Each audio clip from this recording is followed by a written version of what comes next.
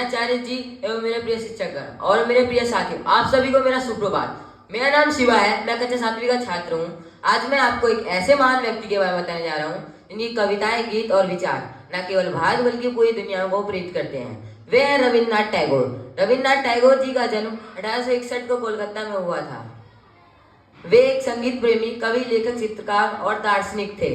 बचपन से ही उनके अंदर रचनात्मकता और संवेदनशीलता बहुत स्पष्ट थी। उनके पिताजी का नाम देवेंद्र नाथ टैगोर, उनकी माता जी का नाम शारदा देवी था।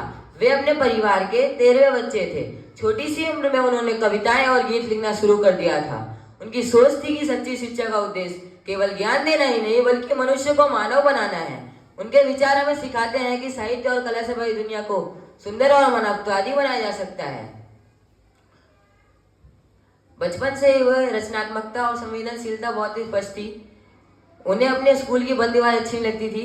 रविन्द्रनाथ टैगोर जी कहते थे, मैं पेड़ की छांव में, चिड़ियों की चहचहाट और हवा की ठंडक में पढ़ना चाहता हूँ। इसी वजह से उन्होंने बाद में एक ऐसा स्कूल खोला जो प्रकृति के बीच था। वह था शांति निकेतन। वे आगे चलकर विश्व भारत विश्वविद्यालय बना। एक बार उन्होंने अपने पिताजी से कहा, पिताजी, मैं इस दुनिया के सारे दुख अपनी कविता में बदलकर लिखना चाहता हूँ। इतनी छोटी सी उम्र में उनके अंदर इतनी सृजनात्मकता और मानवीय संवेदन झलकने लगी थी। यही वजह थी कि गीतांजलि ऐसी कविता लिखने की प्रेरणा बनी।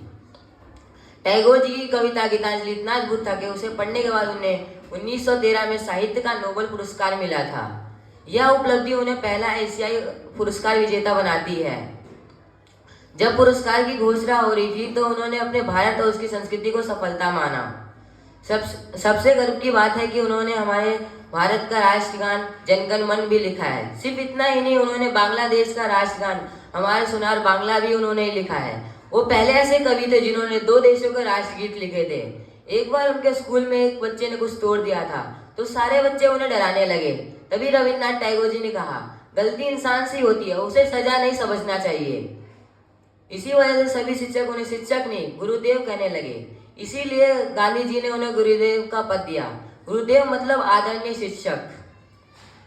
उनकी रचनाएं हमें प्रकृति से प्रेम करना, मनुष्य के प्रति भाईचारा और सत्य के मार्ग पर चलना सिखाती है। उनकी विचारों से बच्चों को बहुत प्रेरणा मिली है। रविन्द्रनाथ टैगोर जी कहते थे, जहां मन डर ना हो और सिर उठ सके वही सच्ची आजादी होती है। रविन्द्रनाथ टैगोर जी का निधन 7 अगस्त 1941 को हुआ था, लेकिन उनके नाम, उनके विचार और उनकी रचनाएं आज भी जीवित है। आइए हम सब मिलकर उनकी यह बात दोहराते हैं, बुद्धिमत्ता वही जो दूसरों को रोशनी दे। धन्यवाद।